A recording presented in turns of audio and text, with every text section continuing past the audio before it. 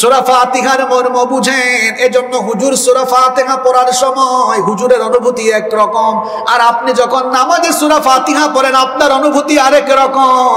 হুজুর সূরা ফাতিহা পড়লে গায়ের লোম দাঁড়িয়ে যায়, আর আপনি সূরা ফাতিহা পড়লে তখন আপনার ব্যবসার কথা মনে হয়ে যায়, কারণ আপনি সূরা ফাতিহা বুঝেন না। সূরা ফাতিহা হচ্ছে আল্লাহর সাথে বান্দার কনভারসেশন। বান্দা যখন নামাজে সূরা ফাতিহা আরম্ভ করে, সূরা ফাতিহার প্রত্যেকটা আয়াতের জবাব যিনি দান করেন, জুড়ে বলেন তিনি কে? আপনি বুঝেন না বলে সূরা ফাতিহার সময় আপনি ব্যবসার হিসাব করেন, তখন আপনি তরকারিতে লবণ কম দিলেন না বেশি দিলেন সেই হিসাব করেন, ভুটের হিসাব করেন, জায়গা জমির হিসাব করেন। আর সূরা ফাতিহা যে বুঝে তার মনোযোগ নামাজের বাহিরে অন্য কোনো দিকে যায়। আবার এই সূরার একটা নাম হচ্ছে উম্মুল কোরআন। উম্মুন এটা ব্যাপক অর্থবোধক একটি শব্দ, কামুস আরবিক ডিকশনারি খুললে দেখা যায় উম্মুন শব্দের একটি অর্থ হচ্ছে মা।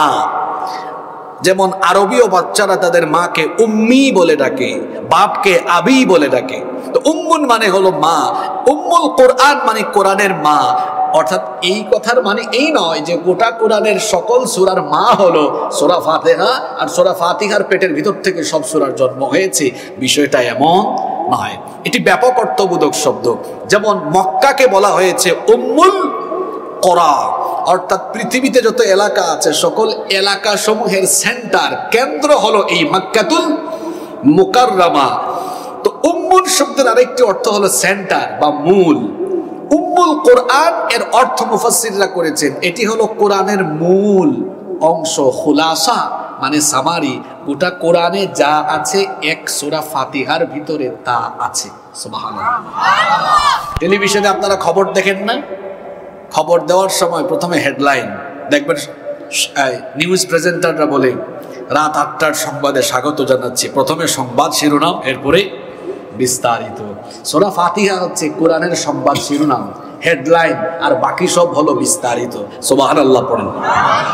পত্রিকা হাতে নেবেন, নয়া দিগন্ত, এরপরে আরো যত পত্রিকা আছে, পত্রিকা হাতে নিয়ে লিখবেন প্রত্যেকটা সংবাদের উপরে হেডিং থাকে বড় করে, এরপরে বিস্তারিত থাকে। সূরাতু আল ফাতিহা হচ্ছে কোরআনুল কারীমের হেডিং, কোরআনুল কারীমের শিরোনাম, সারমর্ম।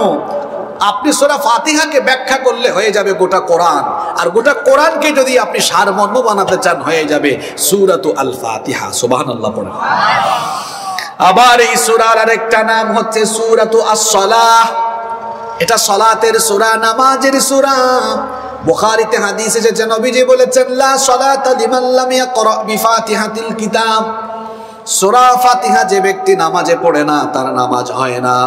যেহেতু এই সূরা নামাজের শুরুতে তেলাওয়াত করতেই হবে, এই জন্য এই সূরাটাকে বলা হয় নামাজের সূরা, সূরাতুস সালাহ। এটা হলো নামাজের সূরা। আবার এই সূরার আরো নাম আছে সূরাতু আল আসাস, আসাস মানে মূল। এই সূরার নাম সূরাতু আশ-শিফা, সূরাতুল ওয়াফিয়া, পূর্ণতা প্রাপ্ত সূরা।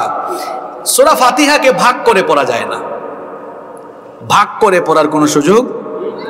আপনি সূরা রহমান ভাগ করতে পারবেন, সূরা ফাতিহা ছাড়া অন্য সূরা ভাগ করে পড়তে পারবেন। কেমন করে ভাগ করবেন?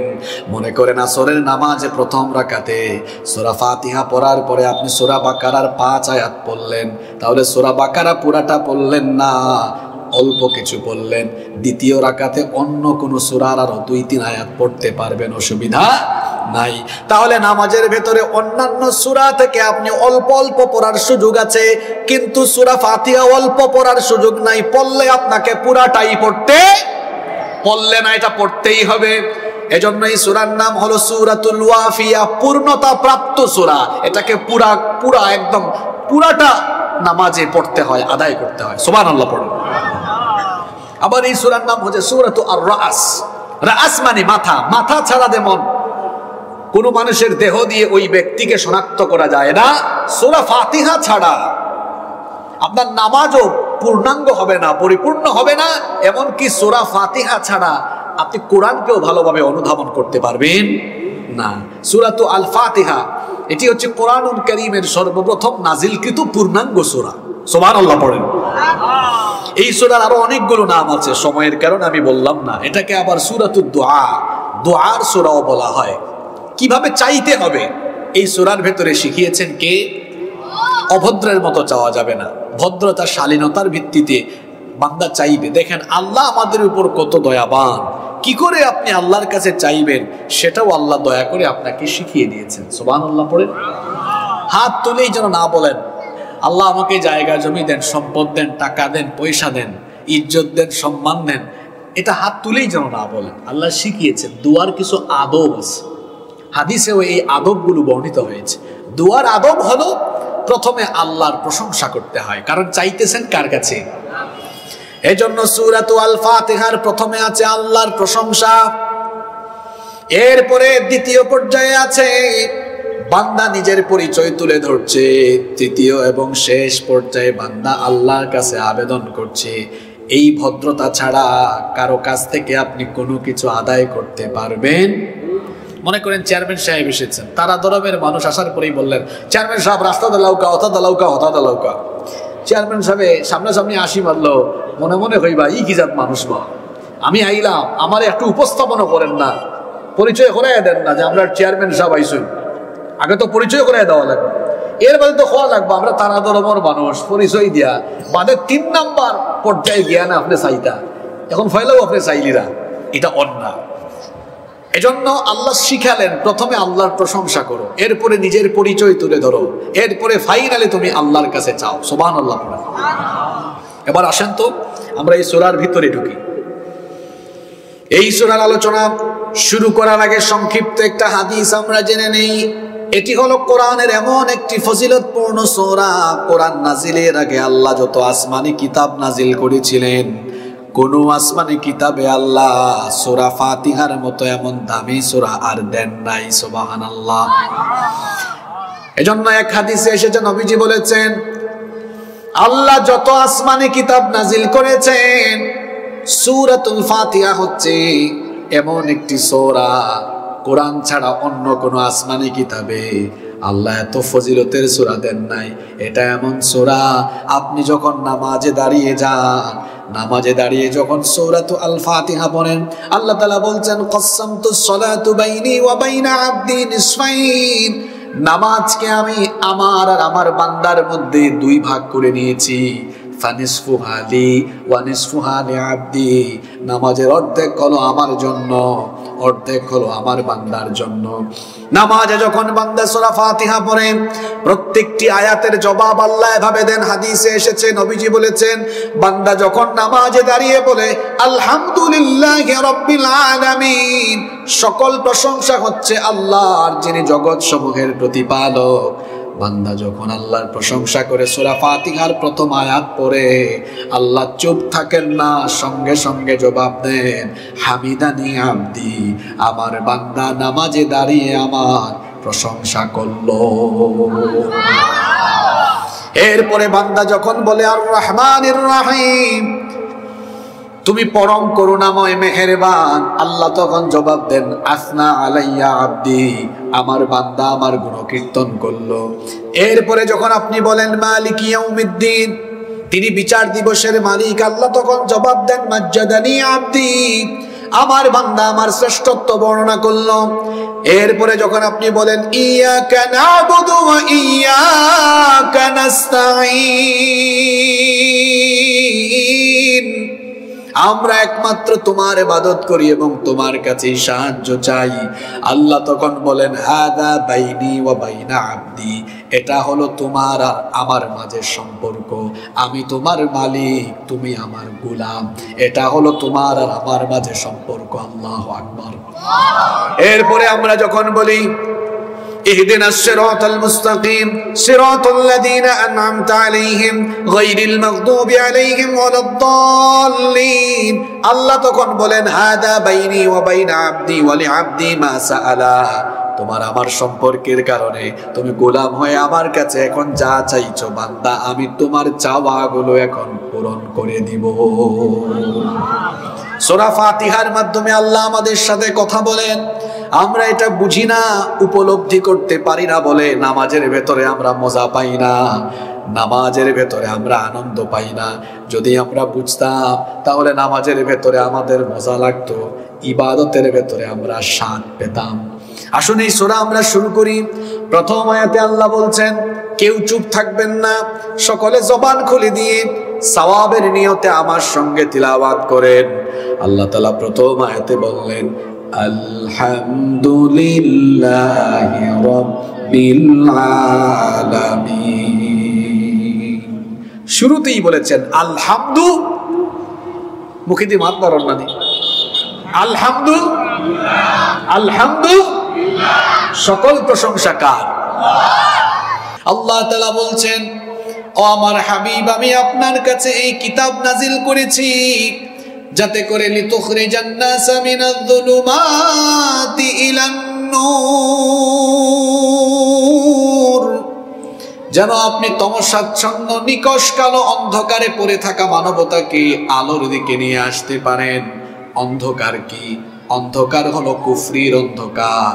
মানুষকে যেন আপনি কুফরি থেকে ইসলামের দিকে, গুমরাহি থেকে হেদায়েতের দিকে নিয়ে আসতে পারেন। এই জন্য কোরআন যিনি নাজিল করেছেন তিনি কে?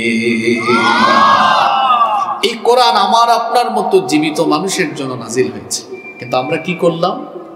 আমরা এই কোরআনকে জীবিত মানুষের জন্য যতটা কাজে লাগাচ্ছি, মরা মানুষের জন্য কোরআনকে তার চেয়ে বেশি কাজে লাগানোর অপচেষ্টা করছি। জীবদ্দশায় কোরআন পড়ে না, কোরআনের সাথে সম্পর্ক রাখে না, কোরআনওয়ালা হয় না। মারা যাওয়ার পরে দেখা যায় তার উত্তরাধিকারেরা তার জন্য এই কোরআনের 1 খতম, 2 খতম, 100 খতম, 1000 খতম দেয়। বিশেষ ক্ষেত্রে এমনও হতে পারে যার জন্য এই খতম দেওয়া হচ্ছে, জীবদ্দশায় ওই ব্যক্তি শুদ্ধ করে কোরআন পড়তেও জানতো না। যার জন্য কোরআনের খতম দেওয়া হচ্ছে, হয়তো এমনও হতে পারে যতদিন জীবিত ছিল ততদিন কোরআনওয়ালা আলেমুলামাদেরকে দেখলেই মনে মনে মৌলবাদী, জঙ্গিবাদী বলে গালিগালাজ করার অভ্যাস তার ভিতরে ছিল। যার জন্য মরার পরে খতম দেওয়া হচ্ছে। হয়তোবা ওই ব্যক্তি এমনও ছিল, জীবদ্দশায় যতদিন সে ছিল ততদিন কোরআনওয়ালাদেরকে সুযোগ পেলেই তাদের হাতে হাত করা লাগিয়ে তাদেরকে বেইজ্জত করেছে।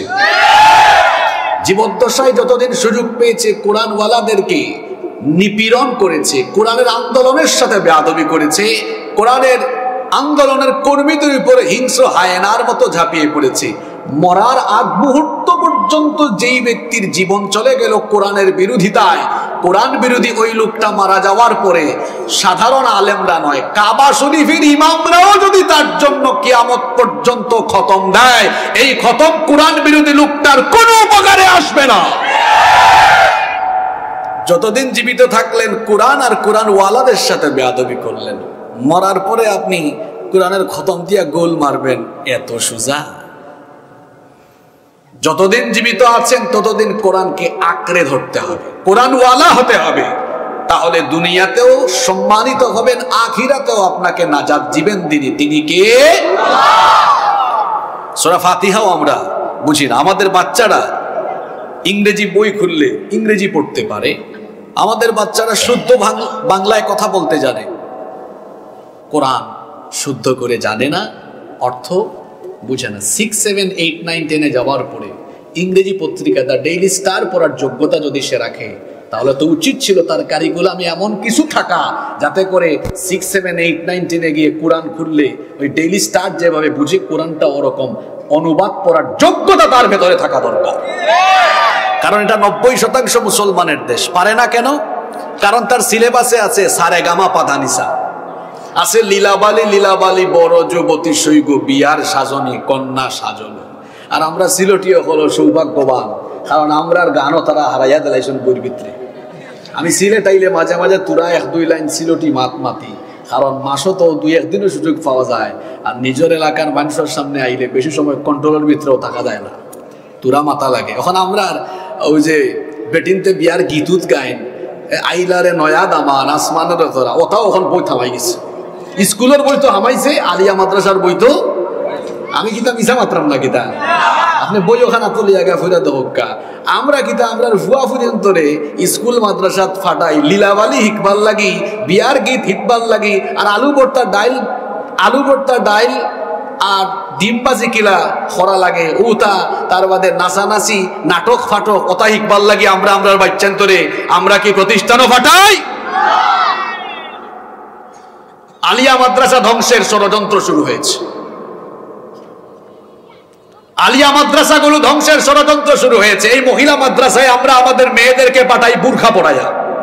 আপনি দেখেন মহিলা মাদ্রাসার দাখিল 10ম শ্রেণী পর্যন্ত বইগুলো দেখেন, বেপর্দা নগ্ন অর্ধনগ্ন ছবি দিয়ে তাদের বইগুলো ভরে দেওয়া হয়েছে।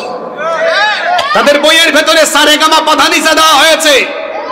আমাদের ধর্মীয় প্রতিষ্ঠানগুলোতে ধর্মহীন শিক্ষা ঢুকিয়ে দেওয়ার এত বড় সাহস কে তোমাদেরকে দিয়েছে? আমরা যখন মাদ্রাসায় পড়েছি আমাদের বইগুলো আসতো বাংলাদেশ মাদ্রাসা শিক্ষা বোর্ড থেকে। এখনকার বইগুলো আসে এনসিটিবি, জাতীয় শিক্ষাক্রম ও পাঠ্যপুস্তক বোর্ড থেকে। এটা অনধিকার চর্চা। মাদ্রাসার বইগুলো আলেমরা লিখবেন, মাদ্রাসার বই ইসলামী আরবে বিশ্ববিদ্যালয়ের প্রফেসররা লিখবেন। মাদ্রাসার বইগুলো ঢাকা বিশ্ববিদ্যালয় কিংবা অন্যান্য ইসলামী বিশ্ববিদ্যালয়ের তাফসির, হাদিস, ফিকহ, আরবিক ডিপার্টমেন্ট বা ইসলামিক স্টাডিজের প্রফেসররা লিখবেন। আপনি শার ইকবাল, ইকবাল ও ইকবাল, আপনি কেন মাদ্রাসার বই লিখবেন? কথাগুলো কি যৌক্তিক না অযৌক্তিক?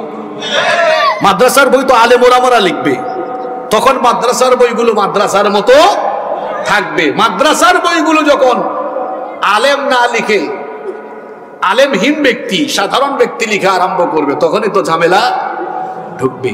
আপনি যদি ইঞ্জিনিয়ার হয়ে ওয়াজ আরম্ভ করেন, ওয়াজ বেলাইনে চলে যাবে। আপনি যদি আলেম হয়ে হসপিটালে ঢুকে অপারেশন করা আরম্ভ করেন, তো রোগী মারা যাবে। যে লাইনের তাকে সে লাইনে থাকতে দিতে হবে। আল্লাহ তাআলা দায়িত্বশীল মহলকে বুঝার তৌফিক দান করেন। আর জাতিরও ক্রান্তি খেলো কিছু জাতীয় গাদ্দার মুনাফিকও খোলাসন ইতার মুখর মাঝে ঠাটা করে গেছে। বুবার মাহান বই রয়েছে, মাতেন না, হয় মাতলে যদি আমার হতা যায় গিয়ে হতা যায় গিয়ে যেটা আজকাল চুপচাপ আসন। আল্লাহর কসম করে হইলাম, ইতার ঘরের ফুয়া সকলটি ফুয়ার নাম শরীফ হইলে এগু শরীফ হইব, মুন্ন হইলে তার ফুরি মুন্নি হইব। যেখান হইলাম ওখান হইবা। হেরে হে যে রে তার ফদফদবির লাগে কিন্তু মাতেন না। ও তার ফুয়া ফুরিনতে কিন্তু 6-7 ওটাও হিকের শরীফ থেকে আখতা কুন্দিন হইব। ও আব্বা, আমি তো তোমার ফুয়া মুন্না, কিন্তু মনে মনে আমি আমারে মুন্নি ভাবি।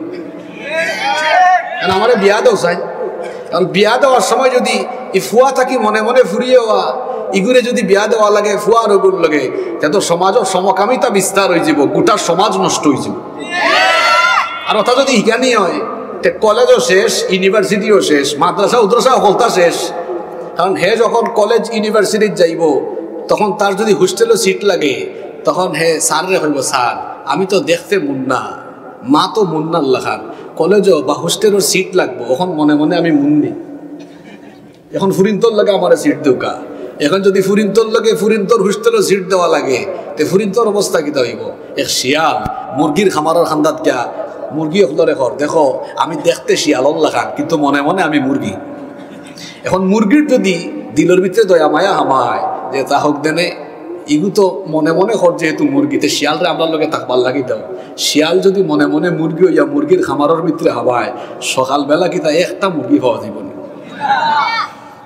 শিয়াল মনে মনে মুরগি হইয়া মুরগির খামারের ভিতরে হামাইলে মুরগির পরিণতি যেটা হইব, মুন্না মনে মনে মুন্নি হইয়া ফুরিন্তর হোস্টেল হামাইলে ফুরিন্তর দশা হতাই। আর মিরাজ ফারাইজ বন্টনের বেলায় তো আরো বেড়াচারা লাগে যাব। আপনার ফুরি মুন্নি উঠটা কইবা, আব্বা অত বছর আমি মুন্নি আসলাম, অঙ্কু তুমি জাগা জমিনের বাট বাট বাই, এখন মনে মনে আমি মুন্না। এখন লিদ জাকারি মিসলু হাযিল উনসায়াইনের বাট কুম্বা যাইত, বেড়া লাগছে নি? তাইলে বুঝা গেল ইটা আসলে ট্রান্সজেন্ডার বা ইটা অধ্যায় যেটা ঢুকানি হয়েছে, ইটা সারা শয়তানি, সারা বদমাইশি, ইটা সমাজ, সভ্যতা, রাষ্ট্র, ইসলাম, মুসলমানদের ধ্বংস করার একটা অপচেষ্টা। সুতরাং সতর্ক হওয়া দরকার সবরে। আর যেটাই সুখ থাকবা ইতারে হইবা তুই জাতীয় মুনাফিক, জাতীয় গাদ্দার, তুই জাতির ক্রান্তিকালে চুপ থাকছ, তোর লাগান মুনাফিকার। আসাকিতু আনিল হক্কি ফাহুয়া শাইতানুল আখরাস, হক কথা বলা থেকে যে ব্যক্তি চুপচাপ থাকে সে হলো ডুবা শয়তান। কষ্ট হচ্ছে আপনাদের? বলছিলাম এমন একটি সূরা আমি তেলাওয়াত করেছি, সবার এই সূরাটা মুখস্থ আছে, সূরাতু আল ফাতিহা। এই সূরা থেকে আমরা আজকে কিছু আলোচনা, শিক্ষণীয় এবং বাস্তব ভিত্তিক কিছু শিক্ষা নিয়ে বাড়িতে যাব, বলেন ইনশাআল্লাহ। তাফসীরে ইবনে কাসির, তাবারি, কুরতুবী, বাইদাউী, কাশশাফ সহ সকল তাফসীরগুলো ঘাটাঘাটি করে দেখেছি, এই সূরাটির নাম সূরাতু আল ফাতিহা ছাড়াও আরো প্রায় 44টার বেশি নাম আছে। সুবহানাল্লাহ, এক সূরার এতগুলো নাম। ফাতিহা আরবি শব্দ। আমরা যারা মাদ্রাসায় পড়তাম, প্রশ্নোত্তর লেখার সময় আমরা লিখতাম আল ইফতিতাহ, আল মুকাদ্দামা, আল ফাতিহা, ওই যে ইন্ট্রোডাকশনের সিনোনিম অনেকগুলো আর কি। তো ফাতিহা মানে হচ্ছে যা দিয়ে কোনো কিছুর সূচনা করা হয়, যা দিয়ে কোনো কিছুর উদ্বোধন করা হয়। যেহেতু এই সূরা দিয়ে কোরআনুল কারীম শুরু হয়েছে, এটা কোরআনুল কারীমের শুরুতে অবস্থিত, এজন্য এটাকে বলা হয় সূরাতু আল ফাতিহা। আবার কোন কোন মুফাসসির বলেছেন নামাজের ভেতরে এই সূরা দিয়ে কেরাত আরম্ভ হয়, এজন্য এই সূরাকে বলা হয় সূরাতু আল ফাতিহা। আবার এই সূরার আরেকটা নাম হচ্ছে ফাতিহাতুল কোরআন, ফাতিহাতুল কিতাব। এই সূরার আরেকটা নাম হচ্ছে আস-সাবউল মাসানি, নিত্য পাঠনীয় সপ্তবাক্য।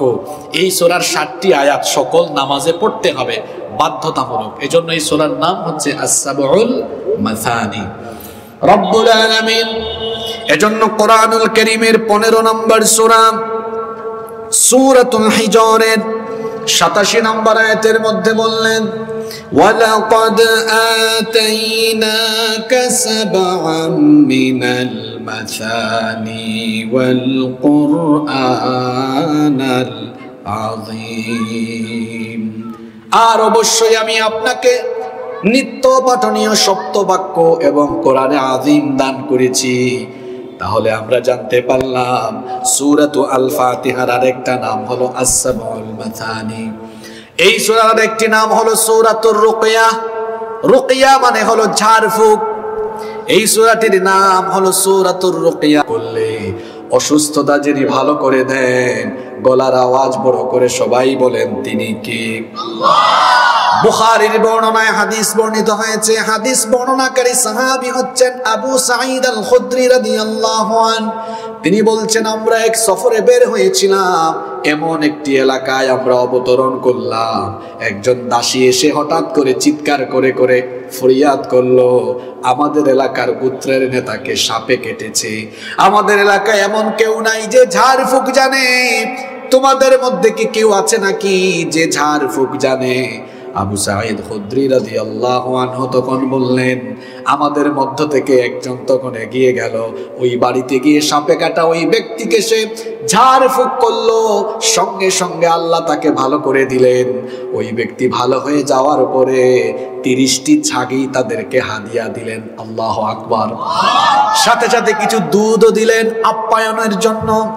এই ব্যক্তি ফিরে আসার পরে অন্যান্য সাহাবীরা বললেন, কি ব্যাপার, তুমি তাকে কি পরে ঝাড়ফুঁক করলা যে তার সাপে কাটার ওই রোগীটা ভালো হয়ে গেল? কি পরে ফু দিলা? তখন তিনি বললেন, আমি তো শুধু সূরা ফাতিহা পরে ফু দিয়েছি। ভালো করে দিয়েছেন কে?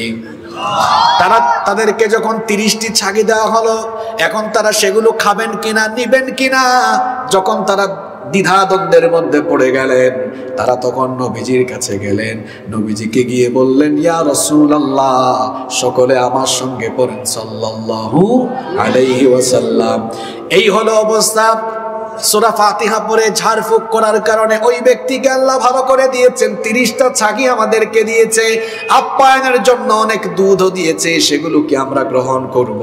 নবীজি বললেন, অবশ্যই গ্রহণ করবা, এগুলো বন্টন করো, যদি কোনো ভাগ থাকে 1 ভাগ আমাকেও দিয়ে দিও। আপনারা মাঝে মাঝে আলেমদের কাছে যান না পানি পড়া নিতে, ঝাড়ফুঁক নিতে? হুজুররা মনে মনে পড়ে, আপনারা ভাবেন অনেক বড় হুজুর, কি যে পড়েছে আল্লাহই জানে। আসলে পড়েছে সূরাতু আল। তাই বলে এখন মনে মনে নিজেকে হুজুর ভাবা আরম্ভ করেন না, তাহলে হুজুরের কাছে যাওয়ার কি দরকার, আমি পয়রা ফু দিয়া দেব। হুজুর সূরা ফাতিহা বুঝেন, সূরা ফাতিহার মর্ম বুঝেন, এজন্য হুজুর সূরা ফাতিহা পড়ার সময় হুজুরের অনুভূতি একরকম, আর আপনি যখন নামাজে সূরা ফাতিহা পড়েন আপনার অনুভূতি আরেক রকম। হুজুর সূরা ফাতিহা পড়লে গায়ের লোম দাঁড়িয়ে যায়, আর আপনি সূরা ফাতিহা পড়লে তখন আপনার ব্যবসার কথা মনে হয়ে যায়। কারণ আপনি সূরা ফাতিহা বুঝেন না। সূরা ফাতিহা হচ্ছে আল্লাহর সাথে বান্দার কনভারসেশন। বান্দা যখন নামাজে সূরা ফাতিহা আরম্ভ করে, সূরা ফাতিহার প্রত্যেকটা আয়াতের জবাব যিনি দান করেন, জুড়ে বলেন তিনি কে? আপনি বুঝেন না বলে সূরা ফাতিহার সময় আপনি ব্যবসার হিসাব করেন, তখন আপনি তরকারিতে লবণ কম দিলেন না বেশি দিলেন সেই হিসাব করেন, ভুটের হিসাব করেন, জায়গা জমির হিসাব করেন। আর সূরা ফাতিহা যে বুঝে তার মনোযোগ নামাজের বাহিরে অন্য কোনো দিকে যায়। আবার এই সূরার একটা নাম হচ্ছে উম্মুল কোরআন। উম্মুন এটা ব্যাপক অর্থবোধক একটি শব্দ। কামুস আরবিক ডিকশনারি খুললে দেখা যায় উম্মুন শব্দের একটি অর্থ হচ্ছে মা। যেমন আরবীয় বাচ্চারা তাদের মাকে উম্মি বলে ডাকে, বাপকে আবি বলে ডাকে। তো উম্মুন মানে হলো মা, উম্মুল কোরআন মানে কোরআনের মা। অর্থাৎ এই কথার মানে এই নয় যে গোটা কোরআনের সকল সূরার মা হলো সূরা ফাতিহা, আর সূরা ফাতিহার পেটের ভিতর থেকে সব সূরার জন্ম হয়েছে, বিষয়টা এমন নয়। এটি ব্যাপক অর্থবোধক শব্দ। যেমন মক্কাকে বলা হয়েছে উম্মুল কোরা, অর্থাৎ পৃথিবীতে যত এলাকা আছে সকল এলাকা সমূহের সেন্টার, কেন্দ্র হলো এই মক্কাতুল মুকাররমা। তো উম্মুল শব্দের আরেকটি অর্থ হলো সেন্টার বা মূল। উম্মুল কোরআন এর অর্থ মুফাসসিররা করেছেন এটি হলো কোরআনের মূল অংশ, খুলাসা মানে সামারি। গোটা কোরআনে যা আছে এক সূরা ফাতিহার ভিতরে তা আছে। সুবহানাল্লাহ। টেলিভিশনে আপনারা খবর দেখেন না? খবর দেওয়ার সময় প্রথমে হেডলাইন দেখবেন, নিউজ প্রেজেন্টাররা বলে রাত ৮টার সংবাদে স্বাগত জানাচ্ছি। প্রথমে সংবাদ শিরোনাম, এরপরে বিস্তারিত। সূরা ফাতিহা হচ্ছে কোরআনের সংবাদ শিরোনাম, হেডলাইন, আর বাকি সব হলো বিস্তারিত। সুবহানাল্লাহ পড়েন। পত্রিকা হাতে নেবেন, নয়া দিগন্ত, এরপরে আরো যত পত্রিকা আছে, পত্রিকা হাতে নিয়ে লিখবেন প্রত্যেকটা সংবাদের উপরে হেডিং থাকে বড় করে, এরপরে বিস্তারিত থাকে। সূরাতু আল ফাতিহা হচ্ছে কোরআনুল কারীমের হেডিং, কোরআনুল কারীমের শিরোনাম, সারমর্ম। আপনি সূরা ফাতিহাকে ব্যাখ্যা করলে হয়ে যাবে গোটা কোরআন, আর গোটা কোরআনকে যদি আপনি সারমর্ম বানাতে চান হয়ে যাবে সূরাতু আল ফাতিহা। সুবহানাল্লাহ পড়েন। আবার এই সূরার আরেকটা নাম হচ্ছে সূরাতু আস-সালাহ। এটা সালাতের সূরা, নামাজের সূরা। বুখারীতে হাদিস এসেছে, নবীজি বলেছেন লা সালাতা লিমান লাম ইয়াকরা বিফাতিহাতিল কিতাব। সূরা ফাতিহা যে ব্যক্তি নামাজে পড়ে না তার নামাজ হয় না। যেহেতু এই সূরা নামাজের শুরুতে তেলাওয়াত করতেই হবে, এই জন্য এই সূরাটাকে বলা হয় নামাজের সূরা, সূরাতুস সালাহ। এটা হলো নামাজের সূরা। আবার এই সূরার আরো নাম আছে সূরাতু আল আসাস, আসাস মানে মূল। এই সূরার নাম সূরাতু আশ-শিফা, সূরাতুল ওয়াফিয়া, পূর্ণতা প্রাপ্ত সূরা। সূরা ফাতিহাকে ভাগ করে পড়া যায় না, ভাগ করে পড়ার কোনো সুযোগ। আপনি সূরা রহমান ভাগ করতে পারবেন, সূরা ফাতিহা ছাড়া অন্য সূরা ভাগ করে পড়তে পারবেন। কেমন করে ভাগ করবেন? মনে করেন আসরের নামাজে প্রথম রাকাতে সূরা ফাতিহা পড়ার পরে আপনি সূরা বাকারার 5 আয়াত পড়লেন, তাহলে সূরা বাকারা পুরাটা পড়লেন না, অল্প কিছু পড়লেন। দ্বিতীয় রাকাতে অন্য কোন সূরার আরো 2-3 আয়াত পড়তে পারবেন, অসুবিধা নাই। তাহলে নামাজের ভেতরে অন্যান্য সূরা থেকে আপনি অল্প অল্প পড়ার সুযোগ আছে, কিন্তু সূরা ফাতিহা অল্প পড়ার সুযোগ নাই। পড়লে আপনাকে পুরাটাই পড়লে না, এটা পড়তেই হবে। এজন্য এই সূরার নাম হলো সূরাতুল ওয়াফিয়া, পূর্ণতা প্রাপ্ত সূরা। এটাকে পুরা একদম পুরাটা নামাজে পড়তে হয়, আদায় করতে হয়। সুবহানাল্লাহ পড়ুন। আবার এই সূরার নাম হচ্ছে সূরাতু আর-রাস। রাস মানে মাথা। মাথা ছাড়া যেমন কোন মানুষের দেহ দিয়ে ওই ব্যক্তিকে শনাক্ত করা যায় না, সূরা ফাতিহা ছাড়া আপনার নামাজও পূর্ণাঙ্গ হবে না, পরিপূর্ণ হবে না। এমনকি সূরা ফাতিহা ছাড়া আপনি কোরআনকেও ভালোভাবে অনুধাবন করতে পারবেন না। সূরাতু আল ফাতিহা এটি হচ্ছে কোরআনুল কারীমের সর্বপ্রথম নাজিলকৃত পূর্ণাঙ্গ সূরা। সুবহানাল্লাহ পড়েন। এই সূরার আরো অনেকগুলো নাম আছে, সময়ের কারণে আমি বললাম না। এটাকে আবার সূরাতুদ দুআ, দোয়ার সূরাও বলা হয়। কিভাবে চাইতে হবে এই সূরার ভেতরে শিখিয়েছেন কে? অভদ্রের মতো চাওয়া যাবে না, ভদ্রতা শালীনতার ভিত্তিতে বান্দা চাইবে। দেখেন আল্লাহ আমাদের উপর কত দয়াবান, কি করে আপনি আল্লাহর কাছে চাইবেন সেটাও আল্লাহ দয়া করে আপনাকে শিখিয়ে দিয়েছেন। সুবহানাল্লাহ পড়েন। হাত তুলেই যেন না বলেন আল্লাহ আমাকে জায়গা জমি দেন, সম্পদ দেন, টাকা দেন, পয়সা দেন, ইজ্জত দেন, সম্মান দেন, এটা হাত তুলেই যেন না বলেন। আল্লাহ শিখিয়েছেন দুয়ার কিছু আদব আছে, হাদিসেও এই আদবগুলো বর্ণিত হয়েছে। দুয়ার আদব হলো প্রথমে আল্লাহর প্রশংসা করতে হয়, কারণ চাইতেছেন কার কাছে। এজন্য সূরাতু আল ফাতিহার প্রথমে আছে আল্লাহর প্রশংসা, এরপরে দ্বিতীয় পর্যায়ে আছে বান্দা নিজের পরিচয় তুলে ধরছে, তৃতীয় এবং শেষ পর্যায়ে বান্দা আল্লাহর কাছে আবেদন করছে। এই ভদ্রতা ছাড়া কারো কাছ থেকে আপনি কোনো কিছু আদায় করতে পারবেন। মনে করেন চেয়ারম্যান সাহেব এসেছেন, তারা ধরমের মানুষ আসার পরেই বললেন, চেয়ারম্যান সাহেব রাস্তা দালাউকা, হতা দালাউকা, হতা দালাউকা। চেয়ারম্যান সাহেব সামনাসামনি আসি মারলো, মনে মনে হইবা ই কি জাত মানুষ বা, আমি আইলাম, আমার একটু উপস্থাপনা করেন না, পরিচয় করে দেন না যে আমরা চেয়ারম্যান সাহেব আইসুন। আগে তো পরিচয় করে দেওয়া লাগবে, এর বাদে তো হওয়া লাগবে আমরা তারা ধর্মের মানুষ, পরিচয় দিয়া বাদে 3 নাম্বার পর্যায়ে গিয়া না আপনি চাইতা, এখন ফয়লাও আপনি চাইলিরা, এটা অন্যায়। এজন্য আল্লাহ শিখালেন প্রথমে আল্লাহর প্রশংসা করো, এরপরে নিজের পরিচয় তুলে ধরো, এরপরে ফাইনালি তুমি আল্লাহর কাছে চাও। সুবহানাল্লাহ। এবার আসেন তো আমরা এই সূরার ভিতরে ঢুকি। এই সূরার আলোচনা শুরু করার আগে সংক্ষিপ্ত একটা হাদিস আমরা জেনে নেই। এটি হলো কোরআনের এমন একটি ফজিলতপূর্ণ সূরা, কোরআন নাজিলের আগে আল্লাহ যত আসমানি কিতাব নাজিল করেছিলেন, কোন আসমানি কিতাবে আল্লাহ সূরা ফাতিহার মতো এমন দামি সূরা আর দেন নাই। সুবহানাল্লাহ। এজন্য এক হাদিসে এসেছে, নবীজি বলেছেন আল্লাহ যত আসমানি কিতাব নাজিল করেছেন, সূরাতুল ফাতিহা হচ্ছে এমন একটি সূরা, কোরআন ছাড়া অন্য কোন আসমানি কিতাবে আল্লাহ এত ফজিলতের সূরা দেন নাই। এটা এমন সূরা, আপনি যখন নামাজে দাঁড়িয়ে যান, নামাজে দাঁড়িয়ে যখন সূরাতু আল ফাতিহা পড়েন, আল্লাহ তাআলা বলছেন কসসামতুস সালাতু বাইনি ওয়া বাইনা আবদি নিসফাইন, নামাজকে আমি আমার আর আমার বান্দার মধ্যে 2 ভাগ করে নিয়েছি। ফানিসফুহা লি ওয়া নিসফুহা লিআবদি, নামাজের অর্ধেক হলো আমার জন্য, অর্ধেক হলো আমার বান্দার জন্য। নামাজে যখন বান্দা সূরা ফাতিহা পড়ে, প্রত্যেকটি আয়াতের জবাব আল্লাহ এভাবে দেন। হাদিসে এসেছে, নবীজি বলেছেন বান্দা যখন নামাজে দাঁড়িয়ে বলে আলহামদুলিল্লাহি রাব্বিল আলামিন, সকল প্রশংসা হচ্ছে আল্লাহর যিনি জগৎ সমূহের প্রতিপালক, বান্দা যখন আল্লাহর প্রশংসা করে সূরা ফাতিহার প্রথম আয়াত পড়ে, আল্লাহ চুপ থাকেন না, সঙ্গে সঙ্গে জবাব দেন হামিদানি আবদি, আমার বান্দা নামাজে দাঁড়িয়ে আমার প্রশংসা করলো। এরপরে বান্দা যখন বলে আর রহমানির রহিম, তুমি পরম করুণাময় মেহেরবান, আল্লাহ তখন জবাব দেন আসনা আলাইয়া আবদি, আমার বান্দা আমার গুণকীর্তন করলো। এরপরে যখন আপনি বলেন মালিক ইয়াউমিদ্দিন, তিনি বিচার দিবসের মালিক, আল্লাহ তখন জবাব দেন মাজ্জাদানি আবদি, আমার বান্দা আমার শ্রেষ্ঠত্ব বর্ণনা করলো।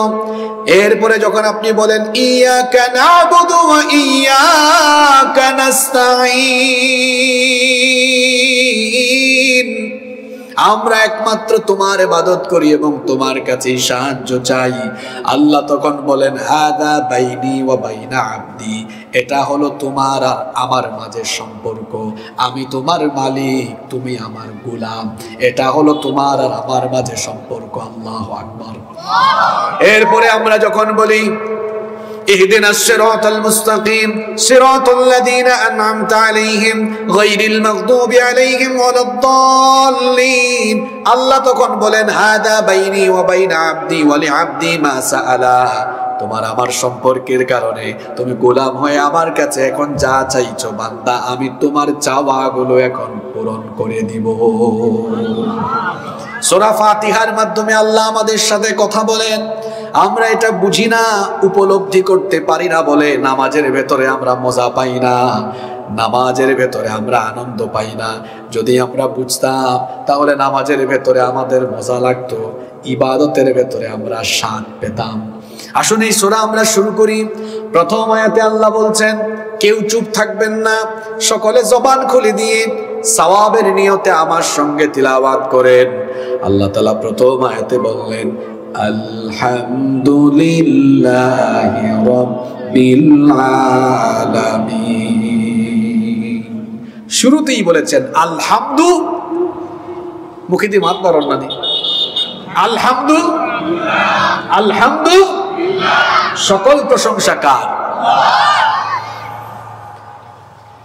কোরআনের শুরুতে আছে প্রশংসা।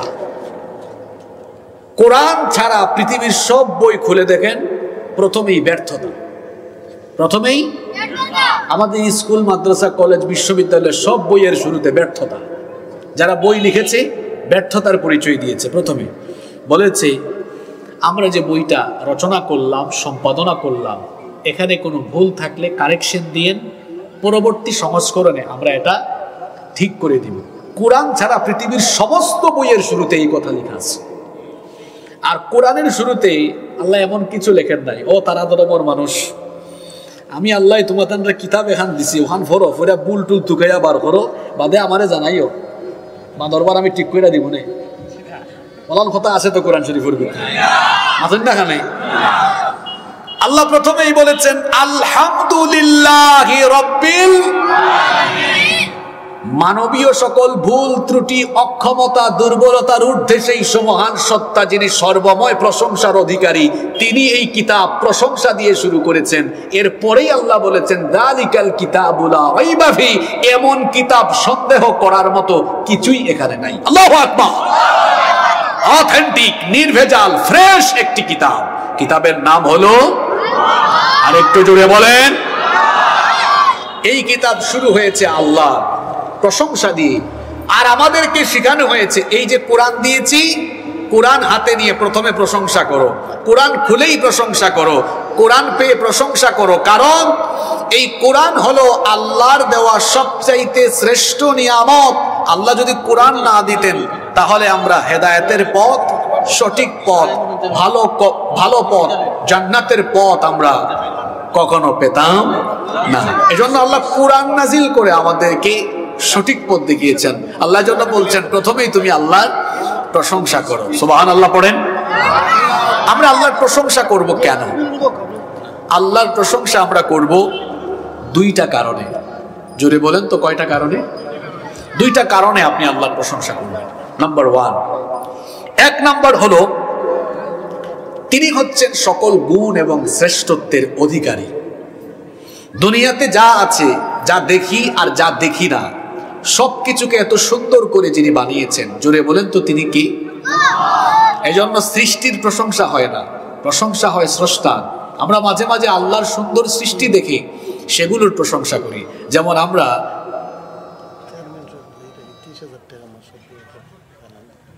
মাশাআল্লাহ, আমাদের চেয়ারম্যান সাহেব এসেছেন, মাদ্রাসার জন্য 30,000 টাকা তিনি সদকা করেছেন। বলেন আলহামদুলিল্লাহ। আল্লাহ তাআলা ওনার সদকাকে কবুল করে নেন, আমরা বলি আমিন। ওনার পরিবার পরিজন, আত্মীয় স্বজনের জীবিত এবং মৃত যারা আছেন, আল্লাহ সবাইকে মাফ করে দেন। আমি বলছিলাম আমরা আল্লাহর প্রশংসা করব কয়টা কারণে, আর একটু জোরে বলেন। ওয়াজ করি আমি আর ক্লান্ত হয়েছেন দিকে আপনারা, বিষয় তো উল্টা। হ্যাঁ, আল্লাহর প্রশংসা করবেন দুই কারণে। তিনি হচ্ছেন সকল গুণ আর শ্রেষ্ঠত্বের অধিকারী। মানুষ কক্সবাজারে গিয়ে বলে কক্সবাজারের সাগর কত সুন্দর, সাগর যে সুন্দর।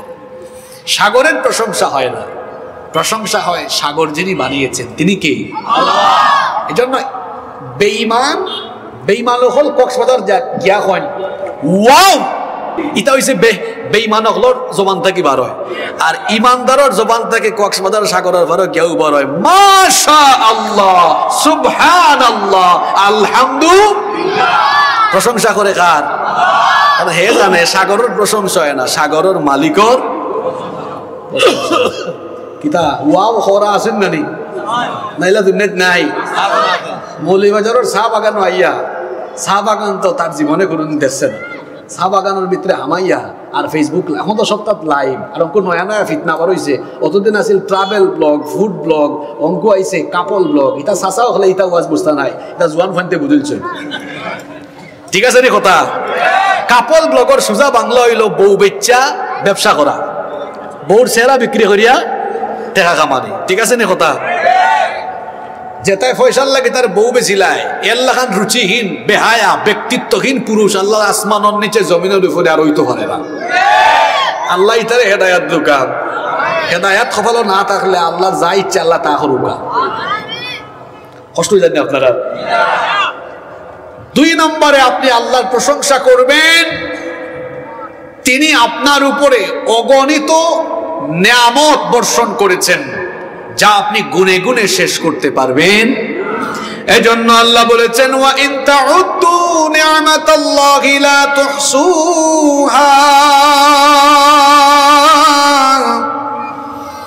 আমি তোমাকে যে নিয়ামতগুলো দিয়েছি এগুলো যদি গণনা আরম্ভ করো, গণনা করে করে তুমি কোনোদিন শেষ করতে পারবা? কত নিয়ামত আল্লাহ দিয়েছেন, কত নিয়ামত। আমি শুধু 2টা নিয়ামতের কথা বলি, আমার দিকে তাকান। 2টা নিয়ামতের কথা বলি। বেঁচে থাকার জন্য আমরা অক্সিজেন গ্রহণ করি। অক্সিজেন, এই অক্সিজেন ছাড়া মানুষের বেঁচে থাকা সম্ভব নয়। বিজ্ঞানীরা বলেছেন একজন সুস্থ স্বাভাবিক মানুষ প্রত্যেক দিন বেঁচে থাকার জন্য 500 থেকে 550 লিটার অক্সিজেন গ্রহণ করে। এই 500 থেকে 550 লিটার অক্সিজেন আপনি আপনার বাপ দাদার পয়সা দিয়ে কিনেন না, এটা ফ্রি পান আপনি।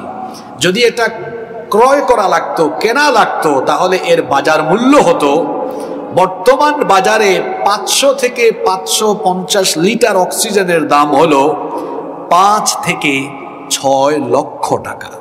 আমি যদি 5 লক্ষ টাকা ধরি, তাহলে আমার আপনার মতো সুস্থ মানুষ প্রতিদিন অক্সিজেন গ্রহণ করে কয় লক্ষ টাকা? আর একটু জোরে বলেন। 5 লক্ষ টাকা। দৈনিক যদি 5 লক্ষ হয়, মাসে কত? 150 লক্ষ, 1.5 কোটি টাকা। বছরে হয় 18 কোটি টাকা।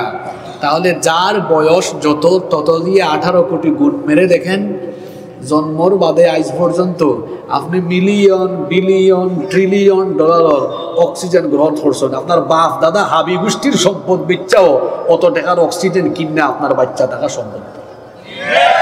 সুবহানাল্লাহ, মুখি দিয়ে বার হয় না।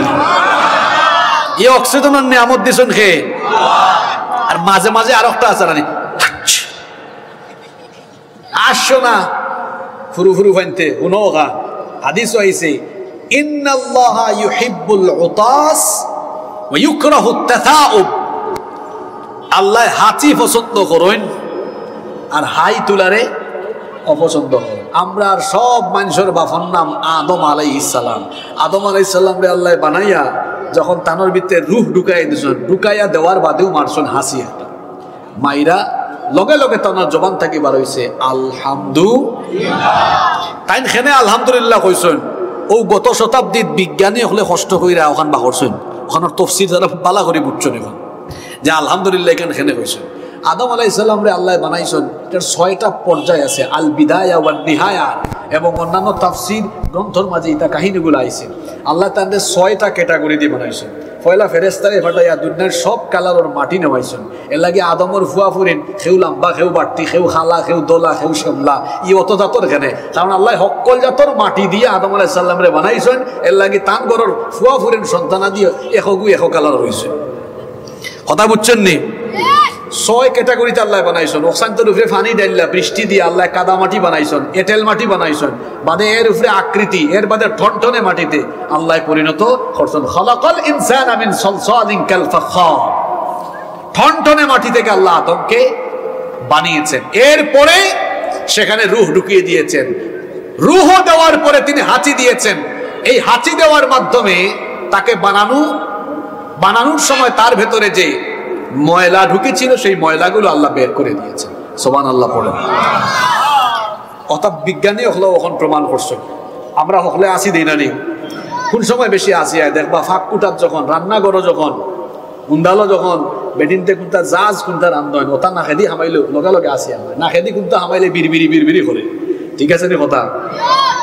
হাঁচি এটা না দিলে আপনার সমস্ত সম্পদ বেচা লাগলো অনেক, খালি বাঁচবার লাগি।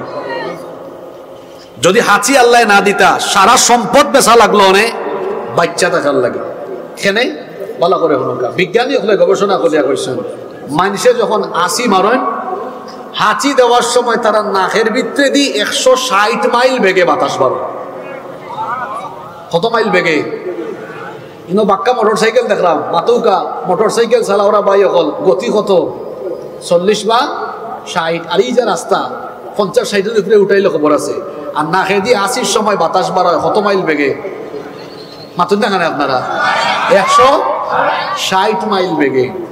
বিজ্ঞানী হলে গবেষণা কইরা একটা হাঁচির লগে মানুষের পাকস্থলী আর ভিতরে যে জীবাণু আছে এক হাঁচির লগে 3 থেকে 6,000 রকমের জীবাণু বার হইয়া যায়।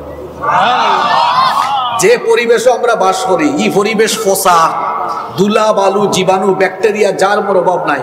ওই যে নাকর ভিতরে লুম দিছেন আল্লাহ, এটা এমনি দিছেন না, অনেকে আছে খুঁটাই সারা ফালাই দেয়। এখানে আল্লাহ দিছেন যাতে দুলা বালু আর জীবাণুগুলা বেশি হামাইতো না, আর এর বাদেও হামাই যায়। ও দেখছেন হামার অপশন আবার আল্লাহ বার হইবার ব্যবস্থা করে দিছেন। কিলান ওই যে আমার আপনার ভিতরে অত ময়লা জার্ম হামার ইটা হামাইতে এমন যদি বার করার ব্যবস্থা না করতে আল্লাহ তো অক্সাইন সাফ করার লাগে যাওয়া লাগলো না প্রতি সপ্তাহ আর নাই মাসও উসমানী মেডিকেল আর নাই সিলেটের অন্যান্য মেডিকেল ডাক্তার অগলোর কাছ থাকি ও অক্সাইন বার করতে হইলে প্রতি সপ্তাহ বা মাসও 1000 টাকা দেওয়া লাগলো না। খালি সারা বছর আপনার আর আপনার পরিবারের হকলর ও ময়লা অক্সাইন বার করবার লাগে কোটি টাকা নষ্ট হইল না, শেষ হয়ে গেল না সকল জায়গা সম্পদ। আল্লাহ কইরা তোমার জায়গার সম্পদ বেচবার কোনো দরকারও নাই, টেনশন করার দরকার নাই, যে তা হামাইব আমি আল্লাহ হাঁচির ব্যবস্থা করে দিছি। তুমি এক হাসি মারবাই 3 থেকে 6,000 রকমের জীবাণু এক হাসির মাধ্যমে 160 মাইল বেগে বাতাসে আমি আল্লাহ বার করে দিলাম। এলাকি তো আদম আলাইহিস সালামে হাসি দেয়া হইছেন আলহামদুলিল্লাহ কেনে হইছেন এখন বুঝছেন নি, বিজ্ঞানী হলো ওইখান আবিষ্কার করছেন। তো ইসলাম আল্লাহর প্রশংসা আপনি কেন করবেন? কারণ নিয়ামত আর নিয়ামত দিয়ে আল্লাহ আপনাকে বাঁচিয়ে রেখেছেন, আর এই নিয়ামত একটা দুইটা নয়। আল্লাহ বলেছেন লা তুহসুহা, গুনে গুনে তুমি এই নিয়ামত শেষ করতে পারবে না। আল্লাহু আকবার। এজন্য আল্লাহ মানুষকে শিখিয়েছেন তুমি আল্লাহর কাছে চাওয়ার সময় শুরুতে প্রশংসা করো। কোরআন আল্লাহ দিয়েছেন যেন আপনি কোরআন পড়ে আল্লাহর প্রশংসা করেন, কারণ কোরআন আল্লাহ না দিলে আপনি কখনো হেদায়েতের পথ, আপনি কখনো জান্নাতের পথে পরিচালিত হতে পারতেন। আজকের ওয়াজও মনে হয় সকিনা বেশি নাজিল হয়ে যায়। তান্ডে ওরা দলাও কৌফরে দলাও কা কেউ তখন জানো আপনার খেয়াল আছে নি না? নাই খেয়াল আছে নি? এজন্য আল্লাহ বললেন প্রশংসা করো, আল্লাহ শিখালেন পড়েন আমার সঙ্গে আলহামদুলিল্লাহি রাব্বিল আলামিন। আলহামদুলিল্লাহ বলো। আল্লাহ রসুল বলেছেন বান্দা যখন আলহামদুলিল্লাহ বলে আল্লাহর শুকরিয়া আদায় করে তখন আল্লাহ তাআলা আসমান জমিনের মধ্যবর্তী অংশ এত পরিমাণ নেকি আল্লাহ তাআলা আমলনামায় দান করে দেন। যার প্রশংসা করছেন তার পরিচয় পরবর্তী অংশে বলা হয়েছে রব্বিল আলামিন, তিনি হচ্ছেন জগৎ সমূহের প্রতিপালক। কোরআনের প্রথম আয়াতের ভেতরেই বিজ্ঞান আছে, বহুমাত্রিক জগতের ধারণা কোরআনের প্রথম আয়াতেই দেওয়া হয়েছে। জগৎ সমূহ বলা হয়েছে, সকল জগতের প্রতিপালক যিনি গলার আওয়াজ বড় করে সবাই বলেন তিনি কি? যারা মনে করে কোরআন মোল্লা মৌলবীদের কিতাব, বিজ্ঞানের যুগে আমরা বিজ্ঞান পড়ব, কোরআন শিখব পরে, তাদের জেনে রাখা উচিত কোরআনের প্রথম সূরা সূরা ফাতিহার প্রথম আয়াতে বিজ্ঞানের ধারণা দেওয়া হয়েছে, বহুমাত্রিক জগতের ধারণা প্রথম আয়াতে দেওয়া হয়েছে। বলা হয়েছে রব হলেন তিনি বহুমাত্রিক জগতের লালনকারী পালনকারী, যিনি বহুমাত্রিক জগৎ। এই যে পৃথিবীতে আপনি বাস করেন এটা হলো জগৎ সমূহের ভেতরে মাত্র একটা জগৎ। আপনি কোথায় আছেন? আপনি বড়লেখা উপজেলার তারাদরমে আছেন। বড়লেখা কোথায়? মৌলভীবাজারের একটা জেলার অংশ। মৌলভীবাজার কোথায়? সিলেট বিভাগের একটা জেলা। সিলেট বিভাগ কোথায়? বাংলাদেশের একটি বিভাগ। এই বাংলাদেশের মতো পৃথিবীতে প্রায় 250টার উপরে দেশ আছে। এই দেশগুলো মিলে পৃথিবী নয়, এটা পৃথিবীর 4 ভাগের 1 ভাগ। এই হলো মাটি, বাকি 3 ভাগ পানি। আর মাটির চেয়ে পানির পরিমাণ এত বেশি, বিজ্ঞানীরা বলেছেন শুধুমাত্র প্রশান্ত মহাসাগরের আয়তন হলো 16,56,00,000 বর্গ কিলোমিটার। আল্লাহু আকবার। আটলান্টিকের আয়তন 8,24,00,000 বর্গ কিলোমিটার। গুগল শরীফে সার্চ দিয়ে দেখবেন, উইকিপিডিয়াতে সকল তথ্য আছে। এই বিশাল পৃথিবী এটাই জগৎ নয়, এটা হলো আমাদের সৌরজগতের একটা ক্ষুদ্রতম অংশ। পৃথিবী হচ্ছে সৌরজগতেরই একটা গ্রহ, পৃথিবীর বাহিরেও আরো প্রায় 8-9টা উপগ্রহ আছে। আপনারা শিখছেন না ছোটবেলায়, শনি, বুধ, মঙ্গল, বৃহস্পতি, ইউরেনাস, নেপচুন শিখেছেন না? সব হলো এই সৌরজগতের ভিতরে, একটা সৌরজগৎ নয়। লক্ষ লক্ষ গ্যালাক্সির ভেতরে আছে লক্ষ লক্ষ কোটি কোটি সৌরজগৎ। সৌরজগতের বাহিরে পানি জগৎ, উদ্ভিদ জগৎ, মরু জগৎ, অরণ্য জগৎ, পশু জগৎ, নাম না জানা আরো সকল জগৎ। সকল জগতের রব হলেন একজন, জুড়ে বলেন তিনি কে? সময়ের অভাবে সব বলা যাবে না। বলছিলাম কোরআনের প্রথম সূরার প্রথম আয়াতে কোরআন উল্টালেই বিজ্ঞান খুঁজে পাবে না। শুধু রব্বিল আলামিন নিয়ে গবেষণা করলে বেঈমান ঈমান আনতে বাধ্য। কত বড় কথা বলা হয়েছে, রব্বিল আলামিন। সাগরের মাছ এটা আরেক জগৎ, সেখানে কেউ মাছকে খাবার দেয় না, তারে খাওয়ায় কে? আফ্রিকার জঙ্গলে অনেক প্রাণী আছে, এদেরকে আমরা খাওয়াই না, খাওয়ায় কে? সুন্দরবনের এত প্রাণীকে খাওয়ায় কে? আকাশের মধ্যে যে পাখি উড়ে এদেরকে আমরা খাওয়াই না, খাওয়ান কে? এই যে দেখেন শীতের দিন গেল, আমরা কত ভারী ভারী পোশাক পরলাম, কিন্তু পশুদের কোনো পোশাক লাগে না, কারণ তাদের গায়ের চামড়ার মধ্যেই অনেক পশু আছে দেখবেন ভারী ভারী চামড়া, লোম দিয়ে আল্লাহ তার চিরস্থায়ী পোশাক দিয়ে দিয়েছেন। এরকম করে সকল জগৎগুলোকে যেরকম করে যে জগৎটাকে সাজানো দরকার, পরিচালনা করা দরকার, সেগুলোকে যিনি সুন্দর করে নিয়ন্ত্রণ করছেন তিনি কে? এরপরে আল্লাহর পরিচয় পরের আয়াতে দেওয়া হলো আর রহমানির রহিম। তিনি হচ্ছেন দয়াবান, তিনি হচ্ছেন মেহেরবান। আমার আল্লাহর দয়া হলো এত বেশি, আমার আল্লাহ এই দুনিয়াতে ঈমানদারকেও খাওয়ান, বেঈমানকেও খাওয়ান। আজকে যে সূর্যের আলো দেখা গেল, এই সূর্যের তাপ, সূর্যের আলো, এটা ঈমানদারের জন্য, বেঈমানের জন্য, সকলের জন্য।